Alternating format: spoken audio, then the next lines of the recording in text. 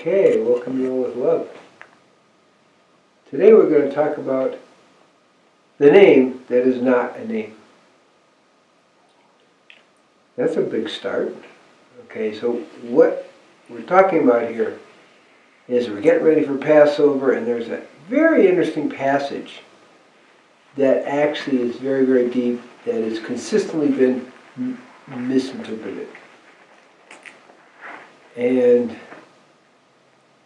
Moses, the burning bush, announces itself to Moses and is talking to him, and it says, "You have an assignment." And Moses says, "Yeah, but I'm not really up for it. It's not anything I can do. It's above my head. There must be somebody else." And God's speaking to him through the burning bush, and he says, "No, you're the one. Like it or not, you're the one." So Moses is like, after Hashem gets a little bit firm with him, says, okay, who shall I say sent me? And the message comes back, Ayer, Asher, Ayer, which is mistranslated as "I will be what I will be," which is, it doesn't actually say anything. The actual translation is, "I will be with you." That makes sense. But just think about it. God isn't saying, "No, here's a name, here's a password. Since everybody knew the password anyway, that wouldn't be sufficient." The message is, don't worry about it. I will be with you. Just think about that for a second. Because that is the essence of the whole story from the beginning of time. I will be with you. We can go back. We can look at when the universe was created. It was going into a dark hole at minus 1/35th of a second, or minus 1/35th power of a second, very, very fraction. And suddenly this unexplained impulse comes and turns it around, and we have a never expanding universe. We didn't get it 1 second old in this thing. And then throughout history,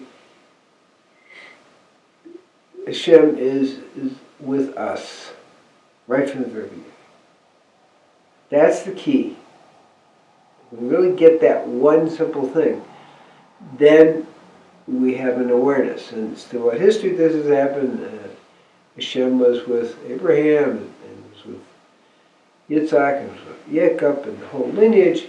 And then we come down to Moses, and each one has their task. Abraham liberates 70 people, and that was pretty big in those days, but then Moses is going to liberate 3 million people, a bigger task. And so God actually says, don't worry about it, I will be with you. I will go to you to Pharaoh, and you will be as if you're a god to Pharaoh, and your brother will be as if a prophet. The message is, I will be with you. And so when they leave, they defeat the Pharaoh, and they have the 10 plagues.